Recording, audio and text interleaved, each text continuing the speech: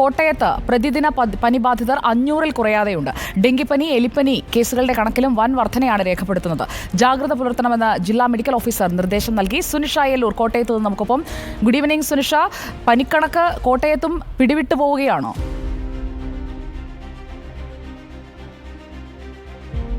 Sujaya, good evening. ഏതായാലും ഈ പറഞ്ഞതുപോലെ മറ്റ് ജില്ലകളെ അപേക്ഷിച്ച് നോക്കുമ്പോൾ കോട്ടയത്ത് ഒരു കുറവുണ്ടെങ്കിൽ പോലും പ്രതിദിന കണക്കുകൾ ജില്ലയിൽ കൂടിക്കൊണ്ടിരിക്കുന്നു എന്നത് തന്നെയാണ് കണക്കുകൾ സൂചിപ്പിക്കുന്നത്. പ്രധാനമായും ഈ പകർച്ചവ്യാധികളിൽ 500-ലധികം ഈ രോഗികൾ ഇത്തരത്തിൽ പനി ലക്ഷണങ്ങളോടുകൂടി ആശുപത്രിയിലേക്ക് എത്തുന്നു എന്നതാണ് കണക്കുകളിൽ കാണുന്നത്. ഒപ്പം തന്നെ ഡെങ്കിപ്പനിയും എലിപ്പനിയും ഉണ്ടാക്കുന്നൊരു വലിയൊരു ബുദ്ധിമുട്ട് അതിപ്പോഴും ജില്ലയിലുണ്ട് എന്നതാണ്. പ്രധാനമായും ഡെങ്കിപ്പനി തന്നെയാണ്. ഡെങ്കിപ്പനി കേസുകൾ ഒരുപക്ഷെ മറ്റ് മാസങ്ങളെ അപേക്ഷിച്ചുകൊണ്ട് ജൂലൈ മാസത്തിൽ ഉയർന്നു നിൽക്കുകയാണ് എന്നതാണ് ആരോഗ്യ വിദഗ്ധർ പറയുന്നത്. പ്രധാനമായും കഴിഞ്ഞ ദിവസത്തെ 5-ാം തീയതിയിലടക്കം 2-1 കേസുകൾ മാത്രമായിരുന്നു ഡെങ്കിപ്പനിയുടെ ലക്ഷണങ്ങളോടുകൂടി പോലും ആശുപത്രിയിലേക്ക് എത്തുന്നത്. പക്ഷേ 2 ദിവസം പിന്നിടുമ്പോൾ കഴിഞ്ഞ ദിവസം മാത്രം 13ഓളം കേസുകൾ ഉണ്ടാകുന്നു.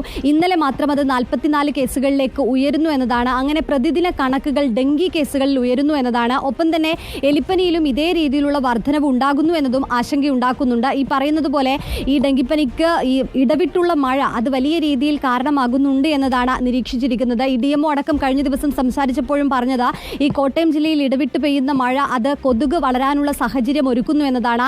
നിലവിലൊരു കണക്ക് പ്രകാരം കോട്ടയത്തെ മറ്റ് തദ്ദേശ സ്വയംഭരണ സ്ഥാപനങ്ങൾ എടുക്കുകയാണെങ്കിൽ, ആ ഏരിയ എടുക്കുകയാണെങ്കിൽ കൊതുക് വളർച്ച കൂടിയിട്ടുണ്ട്. അതായത് ഈ ഡെങ്കിപ്പനി സാഹചര്യം കൂടിയിട്ടുണ്ട് പലയിടത്തും എന്നതാണ്. അത്തരത്തിലുള്ള എല്ലാ മുൻകരുതൽ നടപടികളും എടുക്കാനും ജാഗ്രത പാലിക്കാനുമുള്ള ഒരു നിർദ്ദേശം ഏതായാലും DMOയുടെ ഭാഗത്തു നിന്നും ഉണ്ടായിട്ടുണ്ട്. കോട്ടയത്ത് തന്നെ ഇത്തരത്തിൽ പ്രധാനമായും ഇതേ രീതിയിൽ രോഗലക്ഷണങ്ങൾ ഏറ്റവും കൂടിയ ഇടങ്ങളിലൊക്കെ തന്നെയും അത്തരത്തിലുള്ള പ്രതിരോധ സംവിധാനങ്ങളും ഒരുക്കിയിട്ടുണ്ട്. സുജയ.